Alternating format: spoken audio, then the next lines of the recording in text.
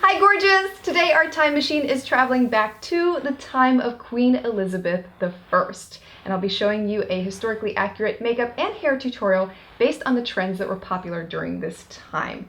Now the Elizabethan age took place between 1533 and 1603, and Queen Elizabeth I was quite the trendsetter of her time, akin to somebody like Lady Gaga in our modern age. She was very extravagant, over the top, and emulated quite frequently by the general public and the women of her court. The Elizabethan age occurred before the time of Marie Antoinette, which was much later, from 1755 to 1793. But if you remember that video that I made a few months back, then you may recognize a lot of the same trends in this preceding time frame. The only difference between the Elizabethan age and the Marie Antoinette age is that I feel like a lot of the practices in this time period were a lot more played down compared to Marie Antoinette's time.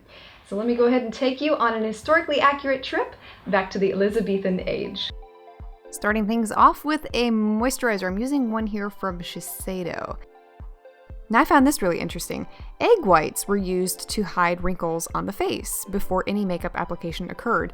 While I'm not going to use egg whites in this tutorial, I am using a mixture of Benefit's Pore-fessional and L'Oreal's Miracle Blur to smooth the skin and conceal pores on the face.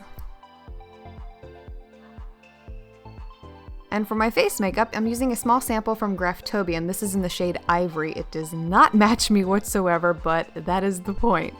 Faces were very pale in the Elizabethan age, and foundation was made by mixing poisonous white lead and vinegar. Now, as you can imagine, this did a lot of damage to their skin, and it was heavily aging and very drying. And we know now that the drier the skin is, the more it will promote wrinkles. So that's why moisturization is so important.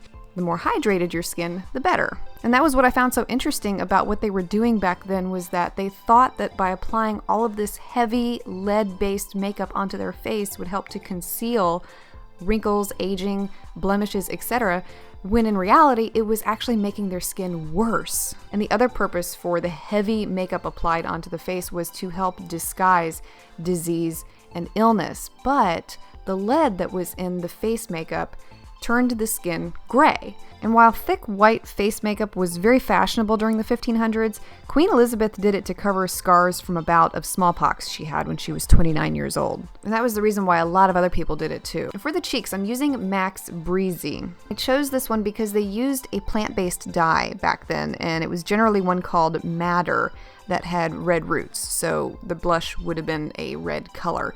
And it was applied in an oval shape along the cheekbone, but it was a much lighter application than what we saw in Marie Antoinette's time. And so after I applied the blush, I went back with a little bit of translucent powder and blended that into my skin to give it a natural flush on the cheeks.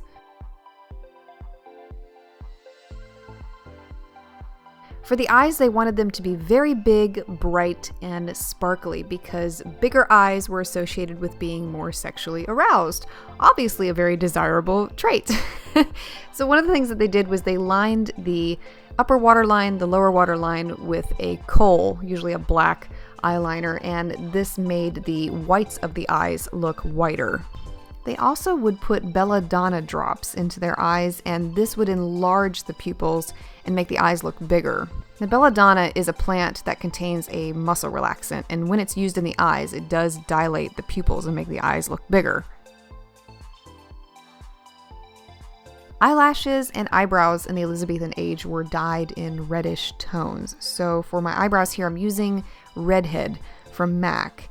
And eyebrows were also extremely thin, plucked into oblivion pretty much, and they had a very high arch to emphasize the forehead. And so that's what I'm doing here. I'm using the MAC 263 brush to apply this and really focusing on a high pointed arch and really thin lines. Then I went in with Inglot's number 13 gel liner, and I'm using this more as a mascara on my lashes to create those reddish tones. You don't have to use exactly what I'm using here. If you have a brown or redhead auburn mascara, either of those would work really well here too. And for the lips, I'm using MAC's Ruby Woo, which is a matte red lipstick. They used the same thing on the lips that they used on the cheeks that I mentioned earlier. It was usually the plant madder that had red roots, and it was more matte in application. It was more like a stain on the lips rather than a lipstick like we might be more familiar with today. And so that's why I'm applying it with a brush here, so that it looks more like a stain and it's not such a concentrated application on the lips. Now for the hair, pretty easy style to recreate for the Elizabethan look. What I used here was a very small barrel curling wand. I mean the tiniest that you can possibly get.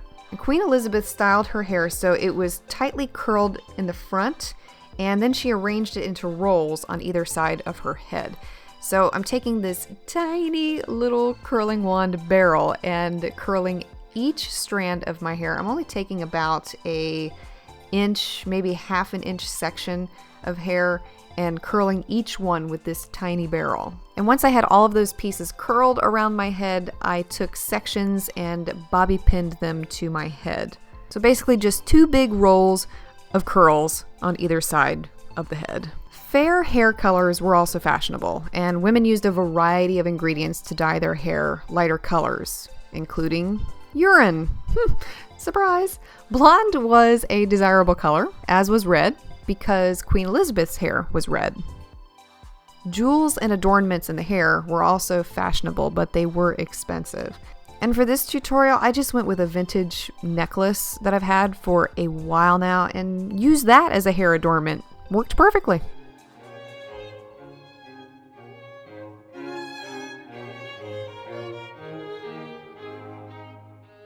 I hope you enjoyed today's trip back in time with me to the Elizabethan age, and if there is a time period that you would like to see visited in the future, please feel free to share your requests below. And if you would also like to see more videos in this series, I will have the full playlist linked for you below as well. Don't forget to subscribe for more notifications about new historically accurate videos in the future. I want to say thank you so much for watching, and I look forward to seeing you in another trip back in time.